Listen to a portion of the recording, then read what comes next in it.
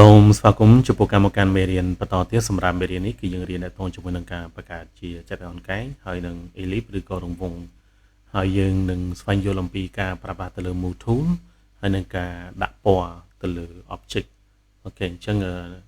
ឡូវយើងបានធ្វើការបង្កើតឯកសារហើយនេះគឺជាឯកសារមួយដែលយើងបានបង្កើតពីមេរៀនមុនអញ្ចឹងដើម្បីធ្វើការបង្កើតទៅលើ shape ឬក៏យើងហៅថារូបរាងធរណីមាត្រជាច្រើនប្រភេទនោះគឺយើង click នៅកន្លែងនេះចឹងនៅកន្លែងនេះ click សកត់វាមកនេះវាមានច្រើនមែនតើចឹងយើងអាចធ្វើការជ្រើសរើស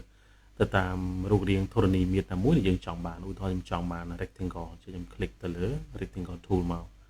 click លើវាមកបន្តមកទៀតយើងធ្វើការ click ទាញវាដើម្បីធ្វើការកំណត់ទៅលើទំហំដែលយើងចង់បានអញ្ចឹងយើងឃើញនៅលើក្បែរ mouse របស់យើងវាមានអក្សរ W ហើយនិងអក្សរ H វាមានបដ ாய் ហើយនិងកម្ពស់ចឹងយើងអូសទៅតាមទំហំដែលយើងចង់បានហើយបន្តមកទៀតយើងប្លែងមកអូខេឬក៏ឥឡូវខ្ញុំចូលទៅ activate ទៅលើ move tool ចឹងអានេះគឺគេហៅថា move tool ឬក៏យើងហៅថា select tool ក៏បានចឹងយើងវាមានទូនាទីក្នុងការ select object ហើយនឹងធ្វើការ move object click លើវាមកហើយខ្ញុំ delete វាមួយទៀតដល់ពេលដែលយើង click ទៅលើ rectangle tool ហ្នឹងយើងចុចទៅលើ shift key ជាប់ហើយ click ទាញវាអញ្ចឹងគឺវាបង្កើតជាការ៉េមានន័យថាជ្រុងទាំង4ហ្នឹងគឺស្មើគ្នាហើយបើសិនបើករណីដែលយើងចុចទៅលើ control key ឲ្យជាប់ហើយយើង click ទាញគឺយើងបង្កើតវាចេញពីចំណុចកណ្ដាលឃើញអត់ហើយបើសិនបើយើងប្រើប្រាស់ control បូកជាមួយនឹង shift key គឺបង្កើតជាការ៉េហើយចេញពីចំណុចកណ្ដាលអញ្ចឹងយើងចុចទៅលើ control បូកមួយ shift key click ទាញវាអញ្ចឹងយើងឃើញគឺយើងបង្កើតការ៉េមួយចេញពីចំណុចកណ្ដាលរបស់វាឬក៏យើងហៅថាផ្ចិតរបស់វាយើងប្លែកមកអូខេហើយយើងអាចប្រើប្រាស់ទៅលើ move tool ក្នុងការសេរីទៅលើទំហំដូចជាយើងចង់បានទំហំបដ ாய் វែងជាងយើងសេរីទៅលើកម្ពស់អានេះយើងសេរីម្ដងពីរជ្រុងយើងយក cursor ដាក់អញ្ចឹងមកឲ្យទាញវាអានេះរីករួមម្ដងពីរជ្រុងអូខេហើយបន្តមកទៀតអានេះគឺប្រើដើម្បីធ្វើការបង្វិលនេះយើង click មកយើងបង្វិលវាអញ្ចឹងគឺវាវិលជំវិញចំណុចកណ្ដាលរបស់វាដែលយើងហៅថាផ្ចិតហ្នឹងបើសិនបើយើងចុចទៅលើ shift key ជាប់គឺវា constraint ម្ដង15ដឺក្រេឃើញគឺវាធ្វើការវិលម្ដង15ដឺក្រេខ្ញុំចុច back មកវិញឥឡូវខ្ញុំចូលទៅប្រើទៅលើ ellipse click ស្កត់លើវាមកយកពាក្យថា ellipse tool អញ្ចឹង ellipseពេលដែលយើង click ទាញរបៀបនេះគឺវាជាលក្ខណៈ ellipse តែបើយើងចុចទៅលើ shift key គឺវាជារង្វង់ឃើញអត់យើងបូកមួយ control គឺយើងបង្កើតរង្វង់ហ្នឹងចេញពីចំណុចកណ្ដាលឥឡូវខ្ញុំ move វាចូលក្នុងតិចអូខេបន្តមកទៀតខ្ញុំបង្កើតវាខ្ញុំបង្កើតជាចតុកោណកែងមួយមកអូខេអញ្ចឹងដើម្បីធ្វើការដាក់ពណ៌គឺយើងត្រូវ select ទៅលើ object ហ្នឹងសិនយើង click លើ object ហ្នឹងមកយើងមកកន្លែងនេះយើងមើលគេដាក់ color អញ្ចឹងគឺយើងមើលនៅកន្លែងនេះអានេះវាមានកងមួយកងហ្នឹងគឺតំណាងឲ្យ stroke អញ្ចឹងយើងប្រហែលជាយល់អំពី stroke ហ្នឹងគឺគឺជាបន្ទាត់ដែលព័ទ្ធជុំវិញ object នេះឃើញទេហើយអានេះក៏អញ្ចឹងដែរនេះគឺជាបន្ទាត់ព័ទ្ធជុំវិញហ្នឹងអញ្ចឹងបើសិនបើយើងចង់ដាក់ stroke ទេគឺយើង click ទៅលើធ្វើម៉េចឲ្យអាកងហ្នឹងគឺវានៅខាងលើអញ្ចឹងឥឡូវឧទាហរណ៍ខ្ញុំចង់ដាក់ fill អញ្ចឹង fill គឺយើង click ទៅលើសញ្ញាព្រួយនេះមកឬក៏យើងប្រើប្រាស់ទៅលើ shortcut key គឺ shift បូកនឹងអក្សរ x ដើម្បីធ្វើការឆ្លាស់គ្នាឥឡូវខ្ញុំ click អូខេវាឆ្លាស់គ្នាឥឡូវខ្ញុំ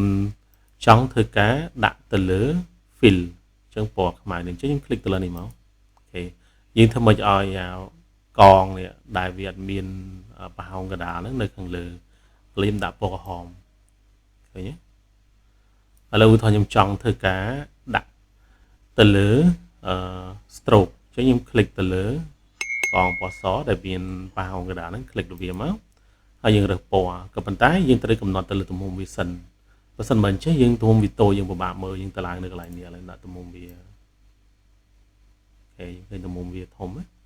ហើយខ្ញុំចង់ដាក់ពណ៌ខ្មៅយើង click លើវានេះមកយើង click ទាញមកឃើញពណ៌ខ្មៅបើសិនបើយើង click ទៅលើសញ្ញាព្រួញកោងនេះគឺវាឆ្លាស់គ្នាមានន័យថាវាឆ្លាស់ fill បើយើងមើលវាពណ៌ក្រហមរីឯ stroke គឺវាពណ៌ខ្មៅបើសិនបើយើង click លើអាហ្នឹងគឺវាឆ្លាស់គ្នាតែម្ដងលើយើង click លើមកឃើញវាឆ្លាស់គ្នាវាឲ្យ fill ហ្នឹងគឺពណ៌ខ្មៅម្ដងរីឯ stroke ពណ៌ក្រហមម្ដងនៅពេលដែលយើង click វាម្ដងទៀត គឺវានឹងឆ្លាស់គ្នាវិញគឺ fill ពណ៌ក្រហមរីឯ stroke ពណ៌ខ្មៅក្នុងករណីដែលយើងអត់ឃើញ color ហ្នឹងគឺយើងចូលមកកន្លែង window យើងចូលមក general ហើយយើង tick ទៅលើ color បើសិនបើយើងដោះ tick អូខេគឺវាបិទបើសិនបើករណីយើងរត់ឃើញយើងចូលមកកន្លែង window ចូលមក general ហើយយកពាក្យថា color អញ្ចឹងគឺវាបើកឲ្យយើងតែម្ដងអូខេឥឡូវខ្ញុំចូលទៅមួយទៀតខ្ញុំ click លើនេះអញ្ចឹងដើម្បីធ្វើការដាក់ពណ៌វាគឺយើងគ្រាន់តែ click លើវាមកហើយបន្តមកទៀតគឺយើងចូលមកកន្លែងនេះអញ្ចឹងយើងពិនិត្យមើលបើសិនបើអានេះពីនៅខាងលើអញ្ចឹងគឺយើងកំណត់ទៅលើ stroke ប៉ុន្តែទំហំ stroke យើងអានេះគឺ0នៅលើខ្ញុំដាក់វាធំតិច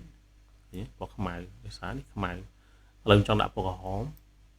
click ទាញវាមកអូខេគឺពណ៌ក្រហមខ្ញុំចង់ដាក់លើ fill អញ្ចឹងអា fill គឺផ្ទៃខាងក្នុងអញ្ចឹងយើង click ទៅលើនេះមកហើយយើងដាក់ពណ៌យើងរើសពណ៌ខ្ញុំដាក់ពណ៌វាពណ៌អូ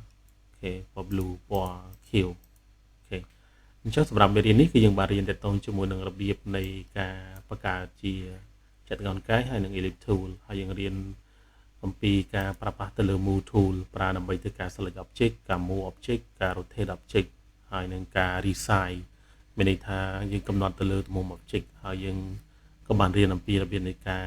ដាក់ពណ៌ទៅលើ fill ហើយនឹង stroke ទៅលើ object ផងដែរនៅក្នុងកម្មវិធីAffinity Designer សូមអរគុណសូមជម្រាបលា